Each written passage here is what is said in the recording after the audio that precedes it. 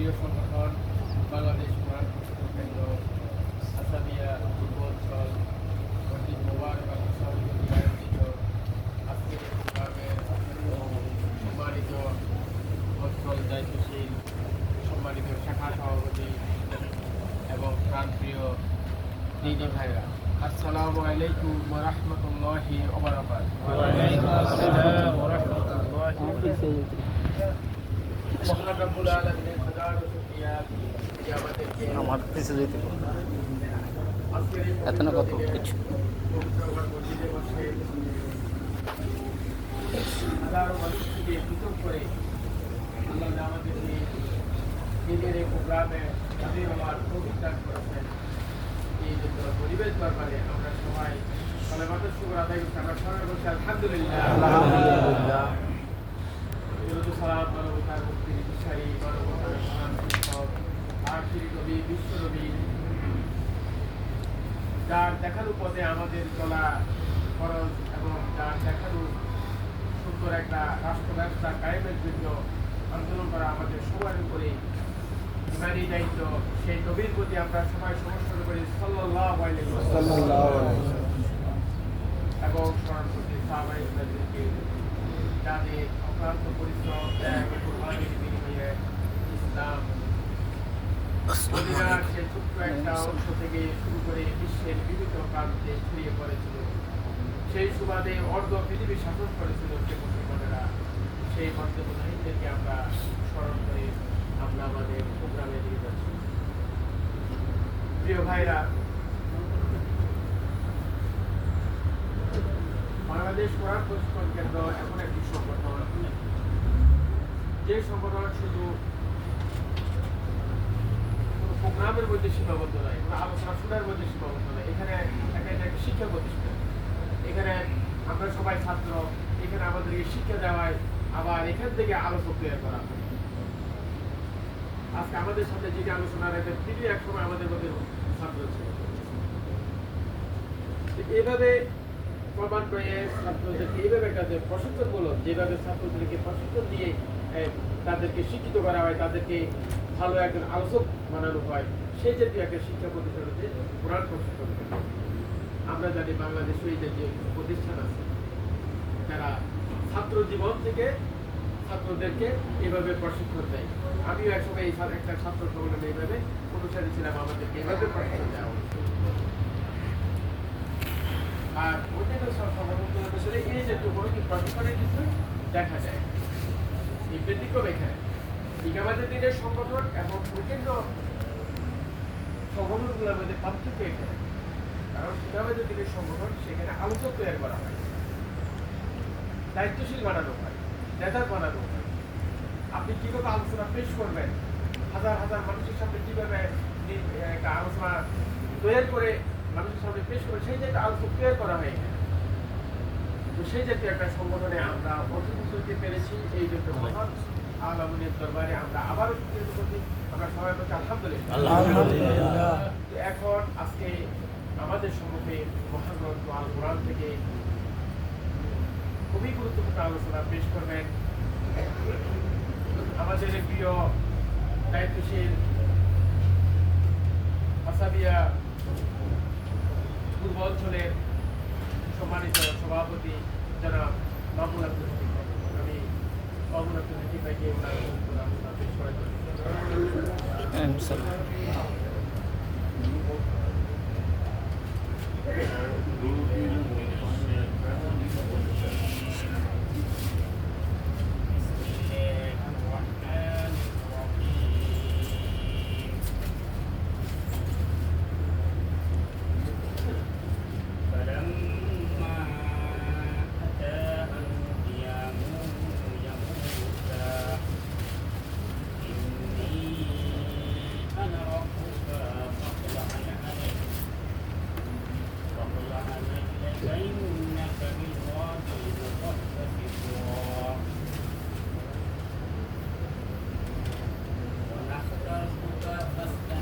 গরম অসুবিধা নেই, গরমের ভিতরে কি জিনিস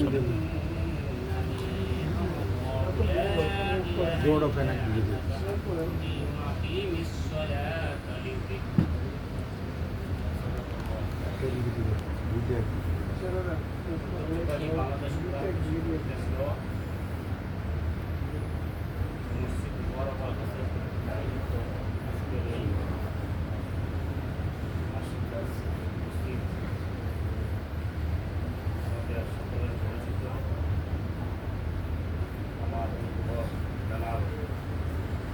পরিচালক আমাদের সরকার সম্মানিত দায়িত্বশীল যারা ভাইয়াপুর ভাই এবং আমার সাথে উপস্থিত ইসলাম প্রিয় সরকার আসসালামু আলাইকুম। সবাইকে আমার কথা শুনতে পাচ্ছেন? শারীরিক অসুস্থ আবহাওয়া ছিল সকাল থেকে প্রোগ্রাম করতেছি আজকে নেওয়া হয়নি। তারপর আমার গতকাল আমাকে বলছে একটু আলোচনা করার জন্য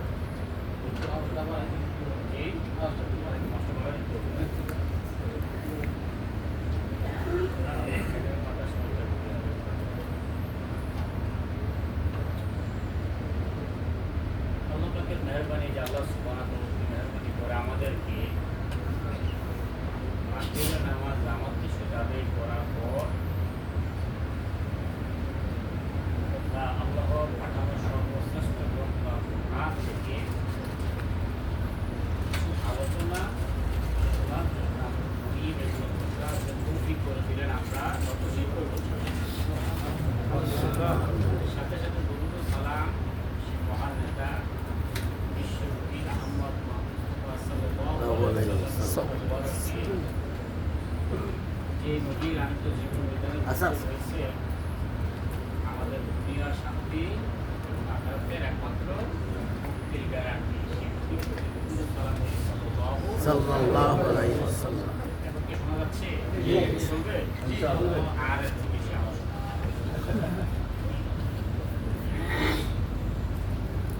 তার সাথে সাথে সেই ভাইদের প্রতি যে ভাইয়েরা বাবার জীবনে এসে এই যে কোরআন প্রশিক্ষণ কেন্দ্র চালু করে গেছে, যাতে করে আমরা আলোচনা শিখতে পেরেছি, সবাই না হলে আমি ব্যক্তিগতভাবে বলতে পেরেছি। তাদের জন্য আল্লাহর দরবারে তাই মনোবদ্ধ দোয়া করি যাদের আল্লাহ দুনিয়া থেকে নিয়ে গেছে তাদের কাছে আল্লাহ তাআলা নসিব করেন। আর যারা এখনো বেঁচে আছেন তারা তাদের জন্য আল্লাহ দোয়া করেন। সাথী ভাইয়েরা, আসলে সবাই আমার পরিচিত, সবাই আমার হয়তো দুই চারজনকে আমি হয়তো নাম বলতে পারবো না, আমি সবার চেহারা সত্যি আমি চিনি।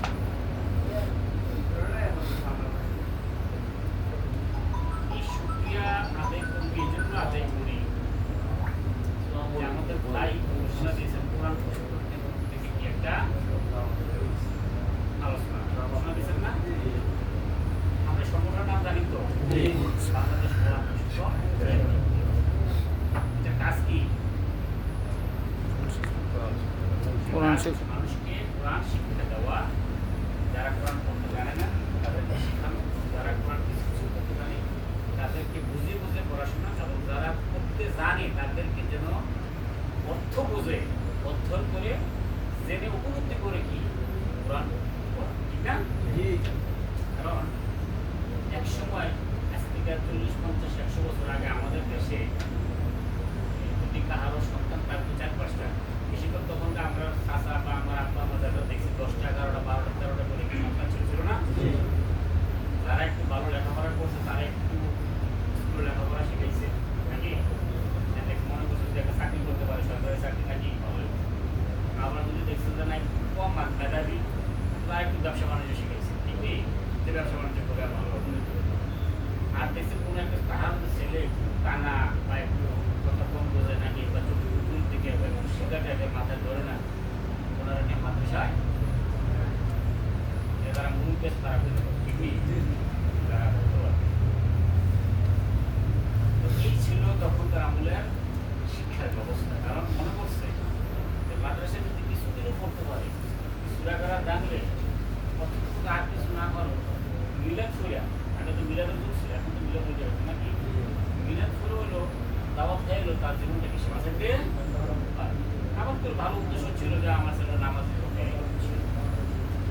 মাশাআল্লাহ এখন আমাদের মানুষ সচেতন হওয়ার কারণে অনেক মানুষ তার ভালো ভালো ছেলেকে মেধাবী সন্তান ওই কোরআন শিক্ষার জন্য যখন দিয়েছে শিখতেছে বুঝতেছে কোরআনে পড়াশোনা আমার এই কথাটা বলার কারণ এটা হয়ে যায় যে আমি কুয়েতে একটা সংগঠনের নাম শুনছিলাম সুইকারি সংগঠনের নাম কি আমি তো জিজ্ঞেস করলাম আমরা সংগঠনের কাজ আমাদের কাজ হচ্ছে বছর একটা ম্যাগাজিন এবং কেউ একটা কবিতা লিখবে কেউ একটা গল্প লিখবে কেউ দুটো কৌতুক লিখবে আগে বছরের শেষে একবার তাদের সাফাই হোক যা কিছু বসে করে দেয় বিক্রি করতে পারলে করবো না করলে নাই আর তেমনই খাইবো এই কথা চিন্তা করছেন সংগঠনের নাম কি সৈতালি আর এই কোরআন প্রশিক্ষণ কেন্দ্র এমন একটি নাম দেওয়া হয়েছে যেটি প্রশিক্ষণ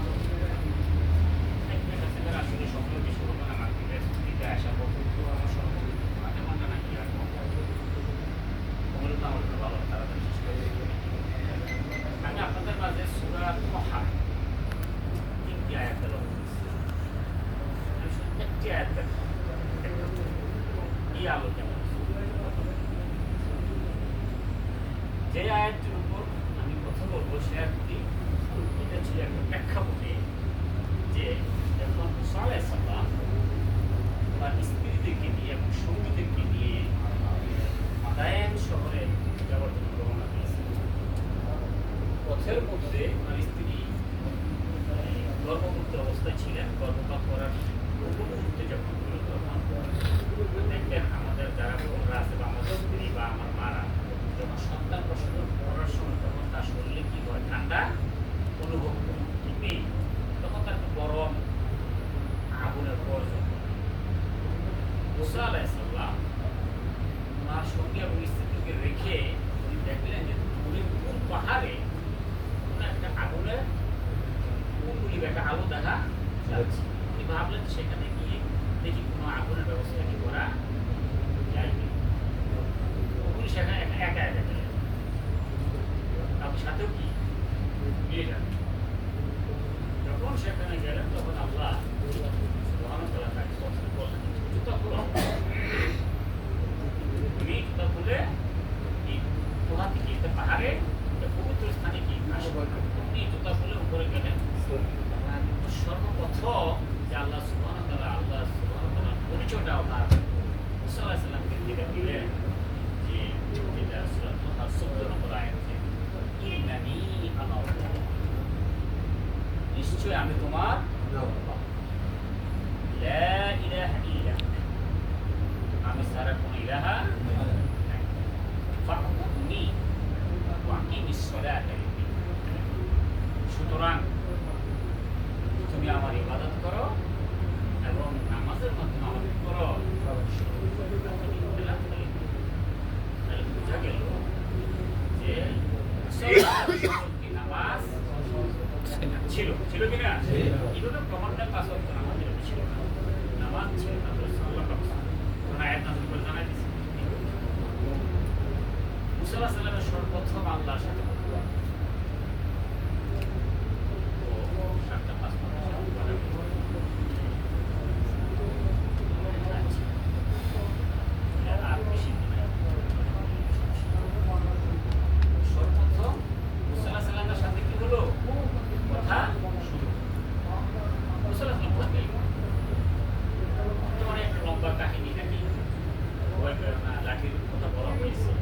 আসলে মুসা আলাইহিস সালামকে উদ্দেশ্য ছিল যে আল্লাহ সুবহানাহু ওয়া তাআলা মোহিত করে উনি ফেরাউনের দরবারে পাঠালেন ঘোষণা দিলেন উনি ফেরাউনের দরবারে যাব সেখানে গিয়ে ফেরাউন নিজেকে কি ঘোষণা দিল আমি দুনিয়ার সমস্ত জগতে কি সে মানে আল্লাহর সাথে ঘোষণা দিল ফেরাউনের কাছে যাও গিয়ে আমার গলা মার মুসা আলাইহিস সালাম কারণ এই ফেরাউনের ঘরে উনি পালিত হয়েছিলেন 20টি বছর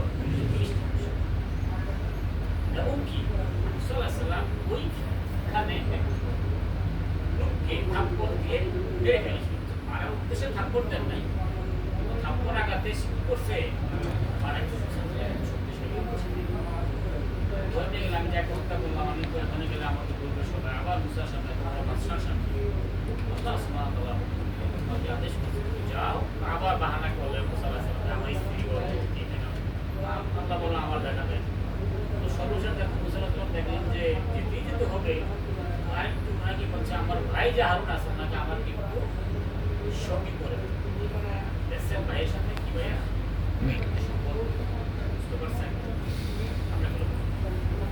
আমরা আছি খালি মারামারি মামলা মতামত নিয়ে নাকি ভাইকে কি করবো বানানো যাবে হ্যাঁ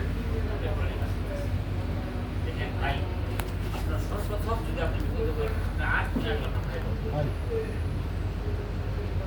ওই যে মুসা আলাইহিস সালাম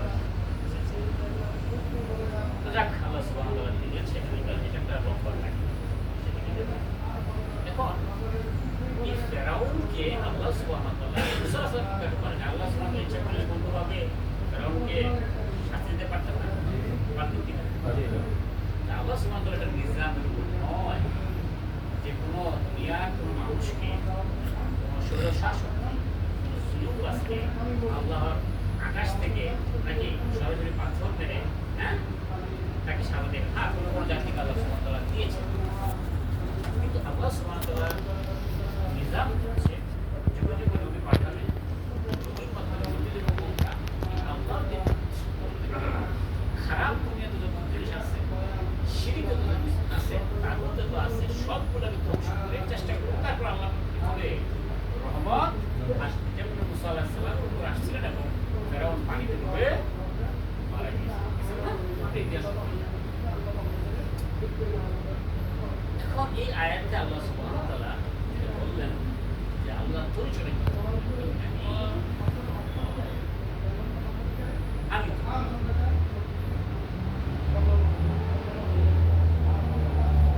লা ইলাহা ইল্লা আমি ছাড়া কোনো ইলাহা প্রথম বলেন আল্লাহ প্রথম তারপরে বললেন ইলাহা আমরা আল্লাহকে সবাই জানি আল্লাহ ইলাহা সম্পর্কে যেমন মক্কার লোকেরা রাসূলুল্লাহ সাল্লাল্লাহু আলাইহি ওয়াসাল্লামকে আল্লাহকে করতে না কাবার খেদমত করতে না কষ্ট রোজা কুরবানি কষ্ট তাই যদি আকাশ থেকে জিজ্ঞেস করতে আকাশ থেকে পানি থেকে তো রাসূলুল্লাহ সাল্লাল্লাহু আলাইহি ওয়াসাল্লাম জন্মের 50 দিন পূর্ব যখন কাবা শরীফ বানতে এসেছিল নাকি তখনও রাসূলুল্লাহ সাল্লাল্লাহু আলাইহি ওয়াসাল্লামের দাদা গিয়ে কাবা শরীফে হাত রেখে বলছিল আল্লাহ তুমি কি বোঝা গেল তারা মক্কার লোকেরা কাবাকে মানতো এবং আল্লাহকে মানত তবে তারা ওই আল্লাহর কাছে সরাসরি চাইতো না মনে করতো আমরা এই যে জামাটা কিনছি এটা তো সুন্দর টাকা 200 টাকা 2 টাকা কিছু কিছু করে সেই সময় সিরিয়া থেকে যারা ব্যবসা করতে আসছে টাকা পয়সা দিতে হবে যাই তাদের নাকি অনুপুরি করে গিয়ে এখন যেভাবে আমাদের কাছে মনে করতো যে আমরা এই খারাপ জামা এই নাকি আমরা এই গুণাগার মিথ্যা কথা বলি এটা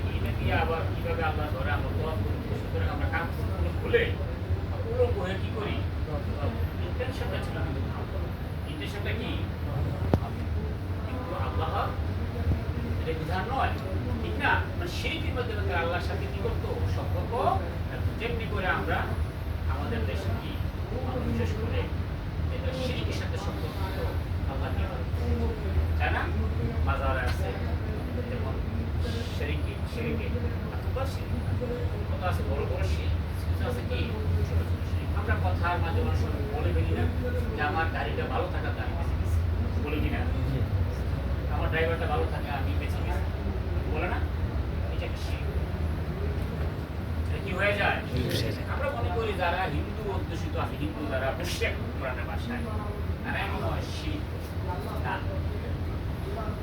আমরা শিরক কে বলছে সূরা আল-ইউসুফ 106 নম্বর আয়াতে আল্লাহ বলছে মা ইউকুন আকতারুহুম বিল্লাহি ইল্লা তোমরা যে বেশিরভাগ লোক তোমরা যে ঈমানদার উদ্দেশ্যে দাবি করতেছো তোমরা শিরকের সাথে ঈমান আনতেছো সাথে মানুষের ম্যানেজাররা যে বলে যে আমার যদি ওভারটা না দেন বলিনি বলে তাহলে বোঝা গেল এই যে ম্যানেজারকে যে আল্লাহ যে রিজিক মালিক রাজ্জাক এর সাথে সম্পর্ক কি করলেন অ্যাসোসিয়েটেড পার্টনার করে ঠিক না নাকি আবার যেমন ওই যে বলি যে আমি ড্রাইভারটা ভালো হওয়াতে আমি বেঁচে গেছি তাহলে আল্লাহ যে সর্বশক্তিমান হেফাজতের মালিক এদের সাথে ওনাকে কি করেন আপনি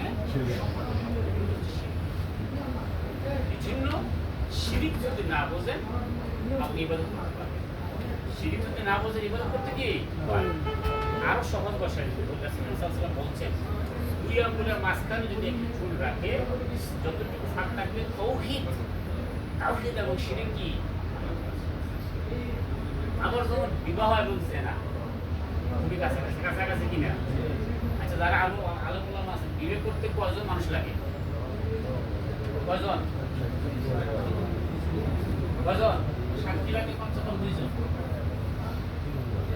60 জন হইলে বিয়ে খরচ হয়ে যায় কি লাগে মেয়ে ছেলে সাক্ষী এবং মেয়ের বাবা ঠিক নেই কয়জন শরিয়া ছেলের কোনো গার্জিয়ানের প্রয়োজন নাই কিন্তু মেয়ের গার্জিয়ানের প্রয়োজন আছে ঠিক আছে কি না যদি সাক্ষী তুমি বিয়ে করতে পারেন তুমি অবশ্য সাক্ষী থাকবে মেয়ের গার্জিয়ান কি থাকা জরুরি রাসূলুল্লাহ সাল্লাল্লাহু আলাইহি ওয়াসাল্লাম বলছেন যে মেয়ের অভিভাবক থাকবে না এই মেয়ে বাতি কিভাবে বলছে আমাদের এখন জানা দরকার কিনা যেমন আমাদের দেশে দেখবেন না অনেক সময় মেয়ে ভাইয়ের বিয়ে হবে সরাসরি বিয়ে কি বিয়ের গার্জিয়ান ছাড়া বিয়ে হবে না তবে ওলামায়ে-কেরাম যারা হাকিকত তারা কিছু মাসালা আছে যদি তার মহিলা তৃতীয় বা চতুর্থ বিয়ে হয়ে থাকে হতে পারে না স্বামী মারা গেছে তারা সেখানে হয়তো গার্জিয়ানকে একটু কম্প্রোমাইজ করা সেটা বল মনে করেন আপনার বিকালে 4 জন মানুষ একত্রিত হইলে কথাবার্তা হইলো বিয়ে হইলো সন্তান খেয়াল করেন কি মানুষ ছিল কয়জন ছেলে মেয়ে সাক্ষী এবং মেয়ের ঠিক আছে বিয়ে হয়ে গেল মহারানা দাবি চলে গেল যার বাড়ি ছেলে এবং মেয়ে কি হয়ে গেল স্বামী স্ত্রী হয়ে গেল রাতে তাদের কি কাজ একসাথে পরিচয় এবং কি বাসর একদম রাজাও তো কিছু না নাকি অন্য বাড়িতে একটা ছেলে একটা মেয়ে বললো যে আজকে সন্ধ্যা আজকে আমরা দেখি একসাথে আমরা মিলিত হবো মানে অনেক সময় ছেলে মেয়ে হচ্ছে কি আমাদের দেশে অনেকে বলতেছে জানা না নাকি না জিনা আমাদের দেশে আছে কিনা হচ্ছে কিনা একবারে এরকম 4 জনের বিয়ে হলো আরেকবারেতে শুধু ছেলে আর মেয়ে কি করলো তারা কথাবার্তা বলে তাদেরকে একসাথে মিলিত হলো ওই যে স্বামী স্ত্রী আর এই যে ছেলে মেয়ে কাজ কি ডিফারেন্স আছে কে বলছে আছে কাজের মধ্যে কোনো ডিফারেন্স আছে কাজের ডিফারেন্স নেই সিস্টেম ডিফারেন্স তাহলে একটা তো হলো লানত একটা তো হচ্ছে আল্লাহ রহমত বুঝতে পেরেছেন বিয়ে এবং জিনা যেরকম কাছাকাছি শিরিক এবং তাওহীদের আপনি যদি শিরিক না বোঝেন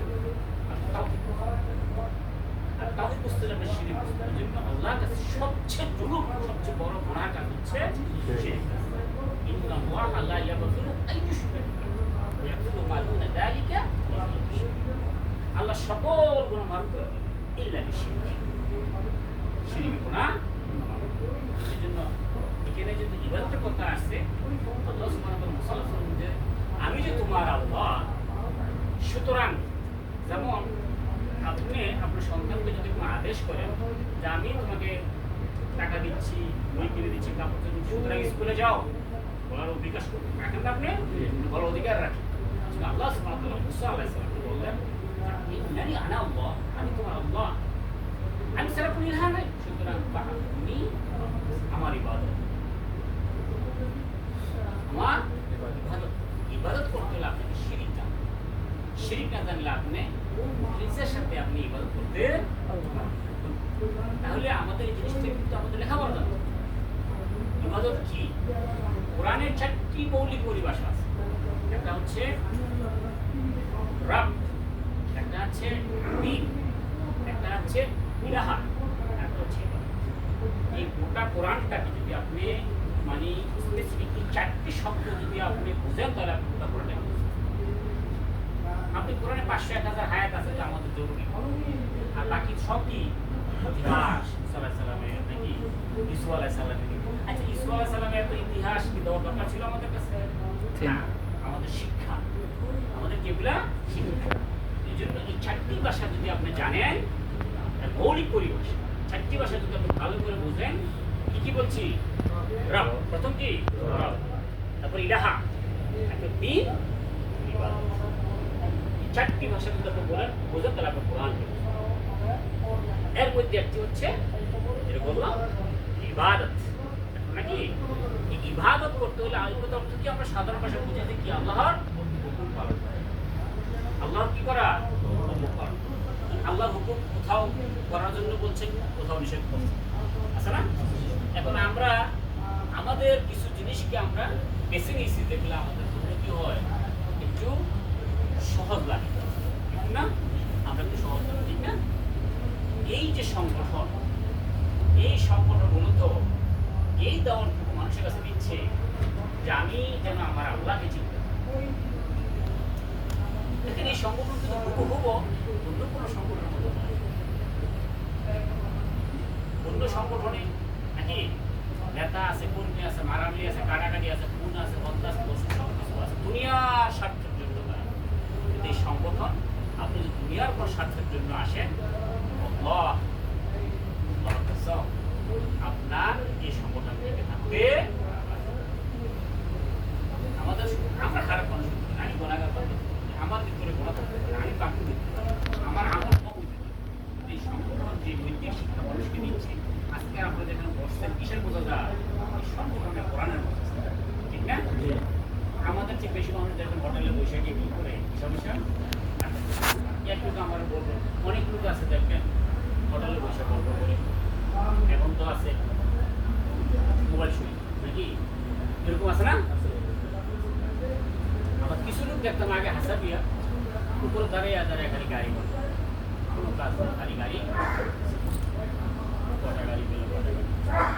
এগুলো ফেসবুকের আগের জমানা, এখন মশাল্লাহ যায় নাকি ওনার ঘরে সবাই রেখে শয়তান মানুষকে ঘুরে ঘুরে ঘুরে ঘুরে ঘুরে ঘুরে কি কাজে কি আমাদেরকে বাইন্ডিং করে কি রেখে দিই। কিন্তু আমরা কোরআন করি না, কোরআনের কাছে আসি না। এই যে কোরআনের কাছে আসছেন, আচ্ছা এখানে বসে কতবার সুবহানাল্লাহ বলছেন না? একটা কোরআনের কথা শুনছেন না?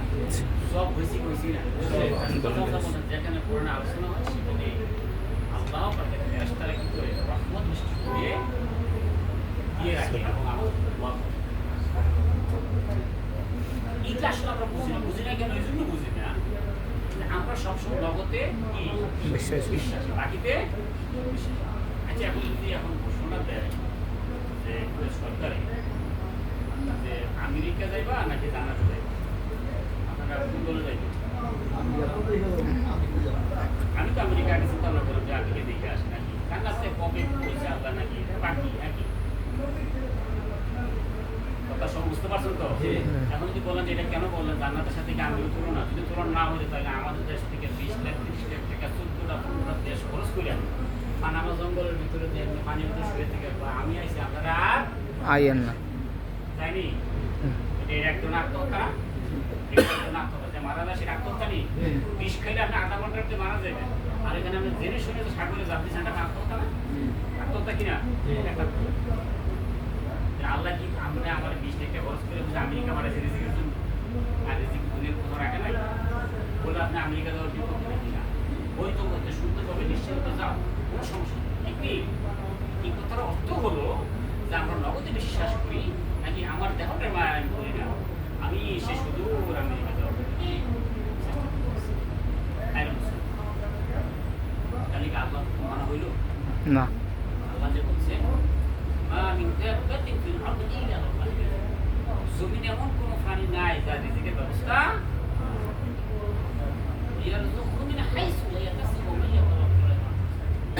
বান্দা তোমার রিজিক কোথায় রাখছে কি জানে।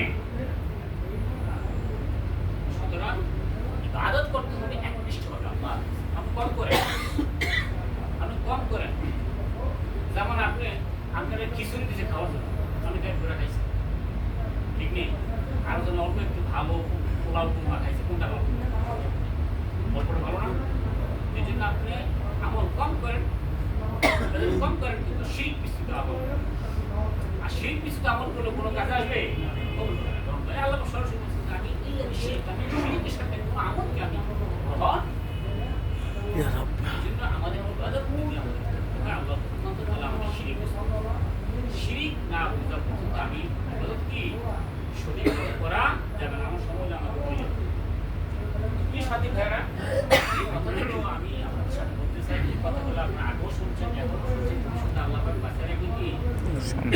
আমার সে ভালো আলোচনা করতে পারে এখানে অনেক বসে আছে আমার বিশ্বাস।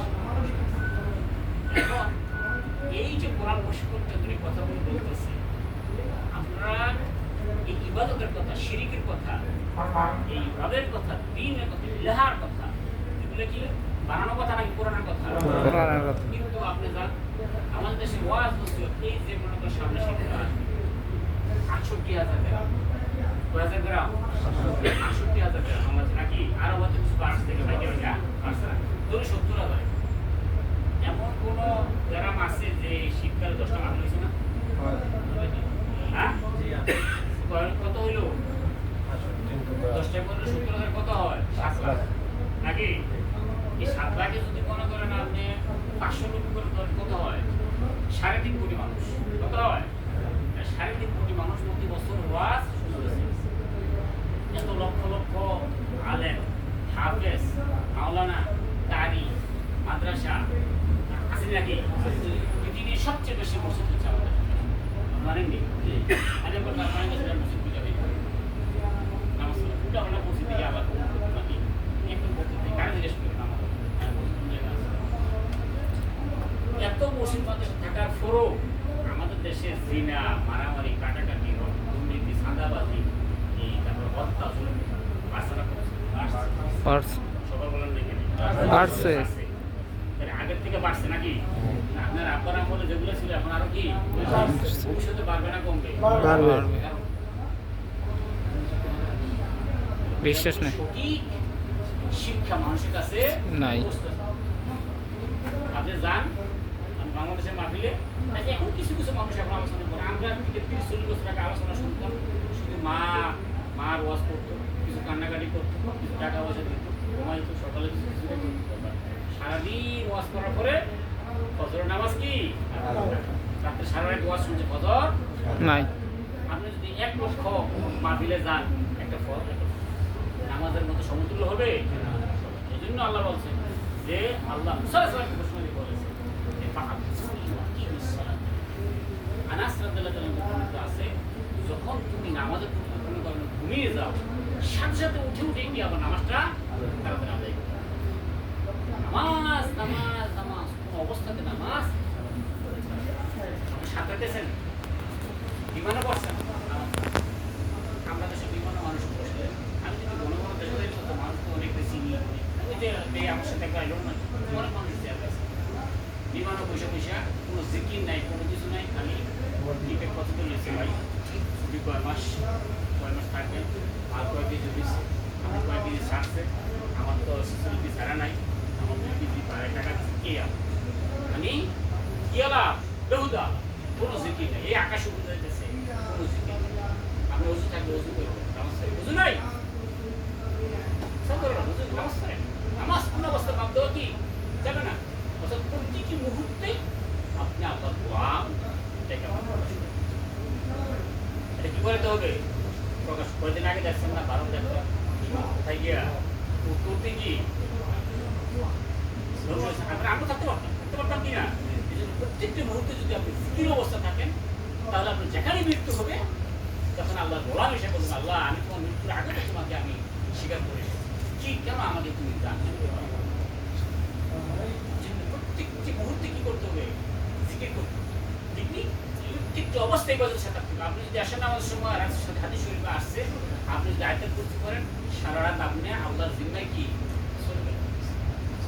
আমরা কি করি? আমরা কে কে আয়াতের করতে করি না মনে আগে দিয়ে মাশাআল্লাহ, সব যারা পারেন না শিখে দিবেন। আয়াতের করতে পারেন না, তিন কুল করবেন, 3 কুল পর্যন্ত সূরা ইখলাস, সূরা ফালাক। দেখেন এই ভূগোল থেকে যা করতে কোনো গ্যারান্টি আছে? জি না। কয়েকদিন আগে বলছি আমার গাড়ি পাশে কামারে মোবাইসে কোনো ভাইকে বলছে আমার সকালে ডাইকো না, আমার ধারা আছে, ঈদের দিতে ঘুমোতে ওঠে না নাস্তার সময় হয়েছে, বাপে কয়ে আরেকজন গেছে টাকা ধরে পাঠায়, তো নাস্তা রেডি বানায় এসে ডাকতে গেছে, দিয়ে দেয়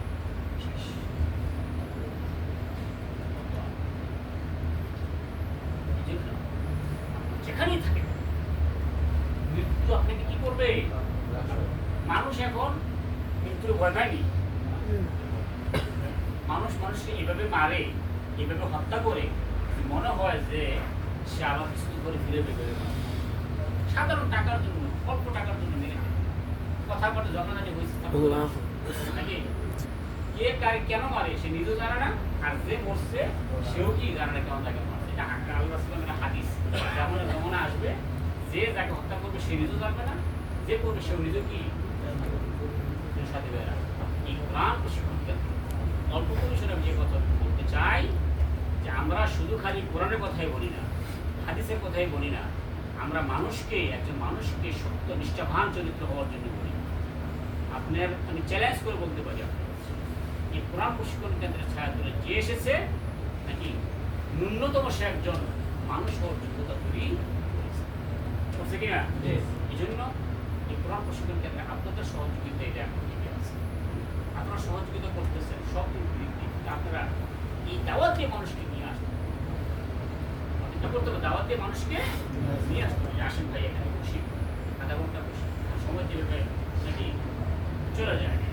হ্যাঁ, বাবা মা লোক ভিডিওটা হচ্ছে আগে কি কি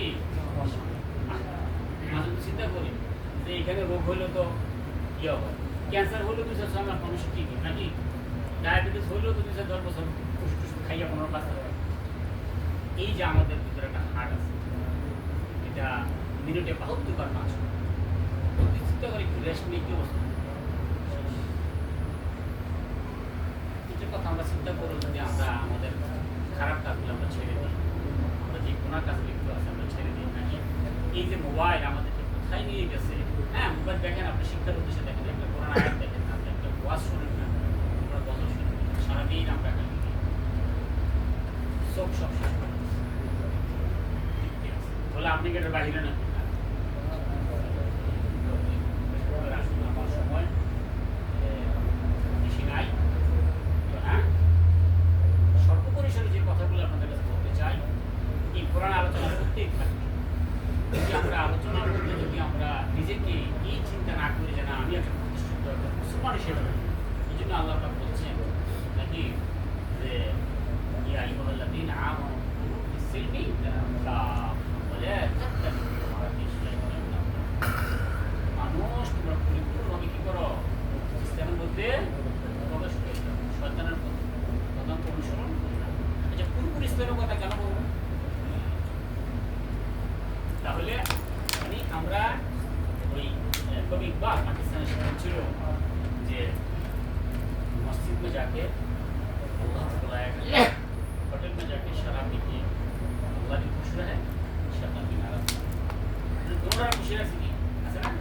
আমাদের দেশে অনেক কিছু আমরা দেখবেন এটাও আছে, নামাজের বাড়িয়ে বিড়িটা কানে নেই। এই জুমার নামাজ করে দেখছি, জুমার নামাজ করে বার হয়েছে, আল্লাহরে খুশি করলো, শয়তানটা কি এই নামাজের কোন দাম আছে? আপনি একটু আমার বললো ভাই নামাজ সাইড করবেন, আমি তো এটা বুঝতে পারি নামাজ সাইড তাই আছে। আমার বুঝলাম, আমার বুঝলাম আটকি আটকি সুইটকি আমি দুই নাম শুনছি, আমার খুব ব্যাখ্যা করে তো মনে করেন আটকি আটকি মানে আটকে গেছে, যেমন শ্বশুরবাড়ি থেকে গেছে নাকি, দাদা শ্বশুর আছে, শ্বশুরবাড়ির কাছে মসজিদ, আমরা মসজিদ নাকি পারবেন, আমরা আটকি নামাজ। আর ফাটকি বাড়ি যেমন আপনি মনে ছিল বললাম, মনে ছিল কি বললাম নাকি, তারপরে নেতা আসছে নাকি, এক লোকে আমার বললো ভাই আমি নেতা লোকে বসে রয়েছি, নামাজের সময় হয়েছে আমার দোষ নেই, আমি যদি রুজু করতাম যাই তো জায়গা পাইতাম নেতার কাছে নাকি, তো নেতারা নামাজ দাঁড়াইছে আমি দাঁড়াইছি, আপনি বুঝছেন আমাদের আমি তো যদি চলে যেতাম আমি জায়গা পাইতাম, আর সে রুজু করে আস্তে আস্তে আমি জায়গা আমার পিছনে চলে যেত, তাহলে আমার স্কুলকে উঠতো না নাকি, বুঝলেন এখন আমার বলবো আর পড়ে গেল দুইটা পড়ে গেছে। আর কি মানে ফাটকি মানে বলা চাইলে পুরো মানুষ চাইলে পুরো নাকি বুঝলেন, আগে চকি মানে চকিদার বোঝে না, চকিদার চকিদারের ডিউটি কদিন থাকে, সপ্তাহে একদিন ডিউটি থাকে, সে এমন বসে গিয়া হাজিরা দিয়ে আর কোনো কাজ লাগে তার মানে শুধু জুমার নামাজটা আদায়, জুমার নামাজ না করে তো ঘরের বউ জুমার নামাজটা করতে গেলাম নাকি, হ্যাঁ গোয়ালি আবার নামাজ তোমার সাথে দুই একটা ওরা গা সত্যি করে দিচ্ছে না, ঠিক নেই কয়টা হইলো? আর কইছে মানে বাৎসরিক। আমি ঈদের নামাজ পড়ে এরকম লোক দেখছি, খালি শুধু ঈদের নামাজ আসেন এরকম।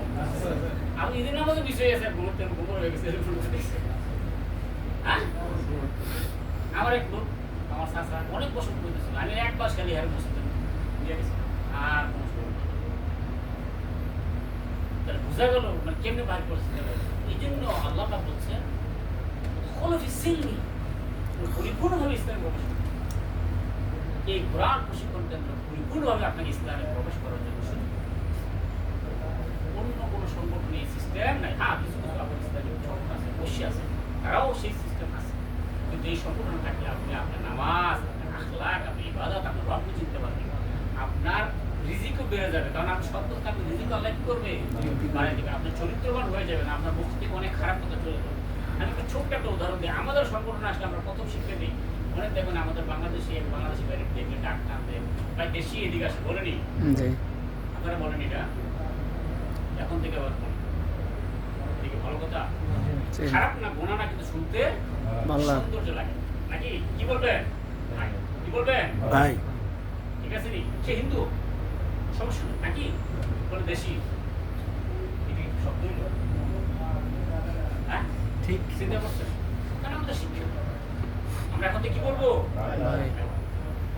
সালাম দিই, সে হিন্দু, আমি জানি না, আমি সালাম তো আমার সালাম কেউ সালাম দিই ভাই বোন। দেখেন প্রথম প্রথমটা সুন্দর যে ভাই বোন, ভাইয়া, তাকে আমি খাওয়া বানাই দিচ্ছি নাকি, তাকে আখল বানাই দিচ্ছি। দেশি, অনেকে দেশি বলে অনেক ভিড় থাকে। আমি একটা শিক্ষিত সমাজ দেখছি, দেশি করে দেশি শব্দের প্রতীক আসবে। এই কোরআন প্রশিক্ষণ কেন্দ্রে আমরা শুধু খালি কোরআন বললাম না, আমরা সর্বাবস্থা মানুষকে শিক্ষা দিচ্ছি। অনেক মানুষ পরামর্শের জন্য আসে, যদি আমরা পারি তাদেরকে আমরা ভালো পরামর্শ দিতে পারি। এখন থেকে আমরা কি করবো? বেশি বলবো না। আবার যদি জিজ্ঞাসা করে কেমন আছেন, কি বলবে? আলহামদুলিল্লাহ। মনে বলবেন না, ভালো আছি আলহামদুলিল্লাহ। বলবেন। ভালো আছি বললে কোনো গুণ নাই, তবে কোনো সব নেই। সব আছে? জি না। আলহামদুলিল্লাহ যদি বলেন, আমি আল্লাহর শুকরিয়া দেয়। যেভাবে রাখছি, যে অবস্থা রাখছি, আল্লাহর শুকরিয়া দেয়। আলহামদুলিল্লাহ। আলহামদুলিল্লাহ আমাদের দেশে এই কথাগুলো দাঁড়িয়েছে। আমি দেখছি তারা এখন স্টুডেন্ট লেভেলে, ছাত্রদের লেভেলে এই কথাগুলো কি সচরাচর বাইর হচ্ছে। এই কথাগুলো বাইর করার কারণে, সালাম বাইর করার কারণে, ফর্দা বাইর করার কারণে, বোরকা বাইর করা নাই। কিছু কিছু লোক বলতেছে তো বোরকা বাইর গেছে, বোরকা বৃদ্ধি হয়ে গেছে। মাদ্রাসায় বেশি হয়ে গেছে। কিন্তু বলে কিনা, হ্যাঁ, ফর্দা বেশি হয়ে গেছে, বলতেছে না? বলতেছে। আমাদের কাজকে আমরা চালাই, আল্লাহ আমাদেরকে সহযোগ করুন। আমিন। আমিন। তারা আল্লাহর ইসলামের বিরুদ্ধে করবেন, তারা যুগে যুগে সংখ্যা কম বলে তারা করতেই থাকবে, করতে থাকবে। আমাদের কাজ হচ্ছে আমরা ইসলাম শুধু খালি নট এ ভিজিবল থিংস, আমি আপনাদের দেখাবো শুধু। এই যে আমাদের দেশে আলহামদুলিল্লাহ পর্দা বাড়তেছে, এটা ইসলামের একটা অংশ না? জি। সালাম বাড়ছে, এটা ইসলামের অংশ না? জি। ভালো মানুষও আছে, কিন্তু খারাপ মানুষ এই রাষ্ট্রের কারণে, মানুষ রাজনীতির কারণে মানুষ খারাপ কাজ করে, ওনার সাথে লিপ্ত, খুন করে, ধর্ষণ করে, মারামারি করে, এমনভাবে মানুষ মারে, আল্লাহ, এগুলো কল্পনা করা যায়। আপনার প্রতিটি গ্রামে গ্রামে বাড়িয়ে বাড়িয়ে মানুষের কাছে মাদক। এখন আপনি যান, আমরা জমানায় মেয়েরা, আমরা যখন লেখাপড়া করছি, মেয়েরা আমাদের সাথে লেখাপড়া করে মাছ পারে নাই। আর এখন ছেলেরা লাইভে দিস, মেয়েরা ভালো রেজাল্ট। কারণ কি? ও ডুবাই দিছে, শয়তানে কি করছে? হ্যাঁ, ডুবাই দিছে, মাদক ডুবাই দিছে, মোবাইল ডুবাই দিছে, আড্ডা ডুবাই দিছে, জেদ ডুবাই দিছে। কথাকে বানিয়ে বলতেছি? জি না। বানিয়ে বলতেছি। এগুলো গবেষণার কথা। সুতরাং এই ছেলেদেরকে যদি আমরা যদি কোরআন প্রসঙ্গের সাথে থাকি, আমি নিজেও একজন খাঁটি মুসলমান হব, আমার পরিবারে তাদেরকে আমরা সেই দাওয়াতটুকু কি করবো? দিতে পারবো। আমাদের সন্তানদের প্রতি আমরা সেই শিক্ষাটুকু দিতে পারবো। আমি নিজে যদি শিক্ষিত না হই, এই কোরআনের শিক্ষায় শিক্ষিত না হই, আমল না করি, ইবাদত না বুঝি, শিখ না হই, তাহলে আমি সন্তান কিভাবে বুঝতে পারবো? সুতরাং ভাই, আমাদের এই দাওয়াত, এই কথাটুকু সম্পূর্ণ শুধু নিজেকে পরিপূর্ণ মুসলমান হিসেবে তৈরি করার চেষ্টা করে না, তার ফ্যামিলি, তার সমাজ, তার আত্মীয়, তার সমাজ, তার রাষ্ট্র, সবাইকে আমরা সবাই একজন আল্লাহ। এতে কিছুর বাধা আপনাকে দেবেই। মনে রাখবেন, যতক্ষণ পর্যন্ত আপনাকে বাধা না দেবে, ততক্ষণ পর্যন্ত বুঝবেন আপনি সঠিক না। পথে নাই। বাধা আসবে, বাধা বিপত্তি আমাকে বেরিয়ে যাবে। যে আমার মকসুদ হচ্ছে কি? আল্লাহর দিনকে, আল্লাহর দিনে আল্লাহর হুকুমটা দুনিয়ার মালিক কে আল্লাহ ওয়ালিল্লাহি ইয়াখলুকু মা ইয়াশা আল্লাহ ইচ্ছা করলে সব কিছু বেশি করতে পারে এই জন্য আল্লাহর আগে যে কথা বলছে আল্লাহ পাকের নিজাম হচ্ছে যুগে যুগে নবী রাসূল পাঠিয়ে এর উম্মতের মাধ্যমে আর নবী রাসূল আসবে জি না অনেকে আমরা কাটিয়ে এটা বলে না যে মোহাম্মদ সাল্লাল্লাহু আলাইহি সাল্লামকে শেষ নবী মানতে কি রাজি না নাকি আমি তাদের সাথে তর্ক করি না আমি তর্ক করি একটাই এত বড় করোনা গেল এত বিশ্বযুদ্ধ গেল মহাযুদ্ধ যেখানে হিরোশিমা হইল এই সমাজে ক্রোধ পাঠানো দরকার ছিল যদি নবী আর আসতো দরকার ছিল কিনা আপনি যে ইতিহাস নিয়ে তাকান নাকি 1500 বছর হয়ে গেছে না নবী আল্লাহ রাসূল ঘুরে চলে গেছেন জি এত বড় মহামারী বিশ্বযুদ্ধ হয়ে গেল তৃতীয় বিশ্বযুদ্ধ দ্বিতীয় বিশ্বযুদ্ধ হয়ে গেল এমন সময় নবী পাঠানো দরকার ছিল তাহলে বোঝা গেল আর কেমন তো নবী আসবেন না এই নবীর উম্মতরাই কি তুষারি কাজগুলো কি করে যাবে এখন নবীরা ছিল মাসুম এবং মাসুম এবং নবীদেরকে আল্লাহ সরাসরি রিমোট দিয়ে কি করছে বলেছেন না রিমোট দিয়ে বোঝেননি টিভি চ্যানেল ইচ্ছা করলে আমি বাংলা চামু না ইংলিশ চামু না খেলা চামু রিমোট কার হাতে আল্লাহ আমার আপনি নবীদের বেলাও নবীদেরকে পরিচালনা করার জন্য আল্লাহ সুবহানাহু ওয়া তাআলা যেমন এক উদাহরণ দিই রাসূলুল্লাহ সাল্লাল্লাহু আলাইহি ওয়াসাল্লাম যখন 12 বছর বয়স ছিলেন একবার সঙ্গীদের সাথে চিন্তা করলেন যে আমরা মেলায় যাব কোথায় রওনা দিয়েছেন সন্ধ্যার আগে দিয়ে এমন সময় সন্ধ্যা হয়ে গেছে গিয়ে দেখছেন এক বিয়ের বাড়ি কিসের বাড়ি আল্লাহ রাসূল ছোট বাচ্চা মানুষ বসে গেছে গিয়ে দেখছেন ঘুমাই গেছেন সকাল হয়ে গেছে মেলাও শেষ কথা যেখানে শিরিক সেখান থেকে যে নবী রাসূলদেরকে যে আল্লাহ বাধা দিবেন এইভাবে বাধা দিচ্ছে দেখছেন নি কিন্তু আমাকে আপনি কি দিবেন জি না এখন থেকে ইচ্ছা করলে উঠে আবার যেতে পারবেন কিনা এই জায়গা যেতে পারবেন ইচ্ছা করলে যেতে পারবেন আমাদেরকে বাধা দেবেন আমাদেরকে রিমোটে পরিচালনা করছেন আমাদেরকে দিয়ে দিচ্ছেন এটা দিয়ে দিচ্ছেন আমাদেরকে সরাসরি বাধা দেবেন দিবেন এটা নবীদেরকে নেই সুতরাং আমরা যদি এই কোরআনকে যদি আমরা বাস্তবায়ন করতে চাই আল্লাহর জমিনে আমাদের কোরআন মতো চলতে হবে আসুন সবাই মিলে যা যত সাধ্য আছে আমরা দেখতে বিশ্রী ছোট ফাঁক খেটে খাটো টাকা পয়সা কম মিত্রের সামনে দাঁড়ালে এমনি আমরা মিস্ত্রির মতো লাগে চেহারায় মিস্ত্রির মতো লাগেনি টাকা পয়সা দেওয়ার মতো কত সে 7 ফুট 8 ফুট নাকি হ্যাঁ আমার ছোট ভাই যখন 50 ফুট ভাই মিত্রের মুড়ির মতো লাগে লম্বা চুলা সাদা ফুট নাকি হ্যাঁ লাগেনি কিন্তু আমরা নিরাশ হবো না বলে তাহিনু বলে তাহতানু আল্লাহ বলছেন তোমরা চিন্তা করিও না ভয় করো না তোমরাই বিজয়ী হইবে যদি তোমরা মুমিন ঈমানদার ঈমান যেটা আমাদের কাছে আছে সবচেয়ে বড় কি এটা আমাদের ঈমান এই বলে আল্লাহর কাছে আমরা দোয়া করব আল্লাহ আমার আমল কম আমি গুনাহগার বান্দা আল্লাহ আমার আমলের দিকে চাই আপনি আমারে জানাতে দিতে পারবেন না আমি জানি কিন্তু আমি ঈমানে বেশি এই ঈমানের খাতিরে আমাদের ঈমান কি বলে আমি দোয়া করতে পারি না আল্লাহ সুবহানাহু ওয়া তাআলা আমাদের সবাইকে আজকে আলোচনা থেকে আমি সহ যেন এই আলোচনা যা শুনেছি নিজেকে আমল করতে পারি এবং এই আমল মোতাবেক যেন আমি আমার বাকি আমিন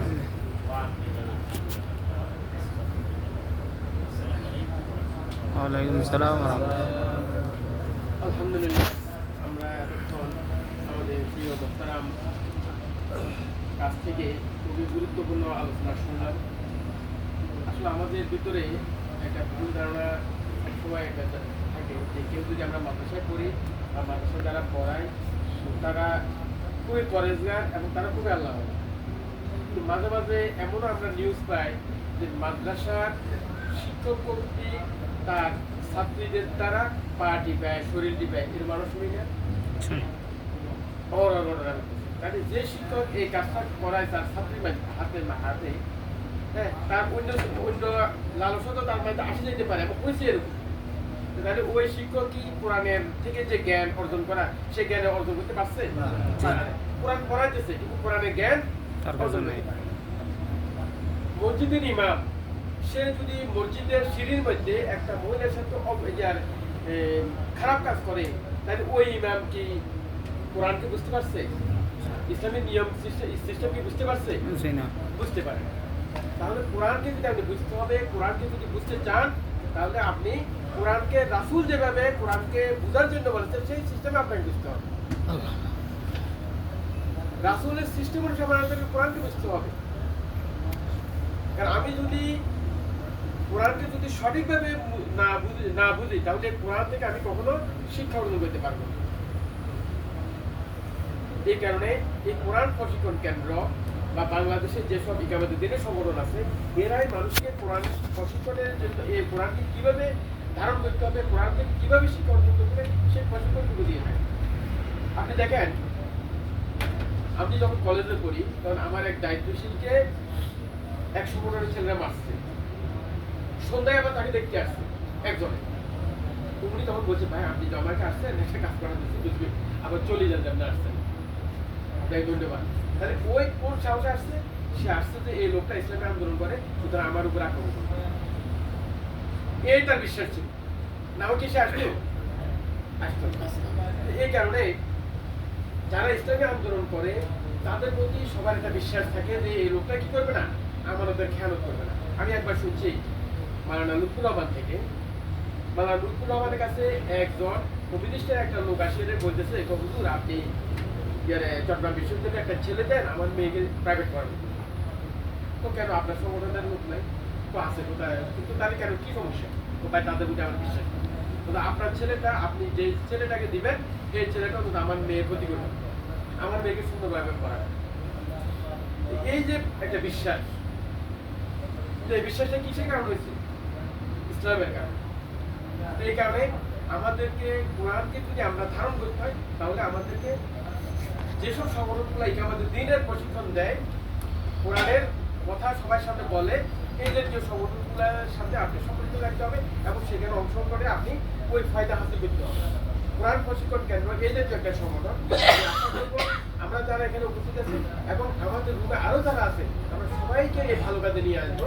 এই জাতীয় আলোচনা শুনে আমরা যাতে আমাদের জীবনটাকে কি করতে পারি, গঠন করতে পারি, পরিবর্তন করতে পারি। আল্লাহ আমাদেরকে সেই তৌফিক দান করুন। আমিন। আপনাদের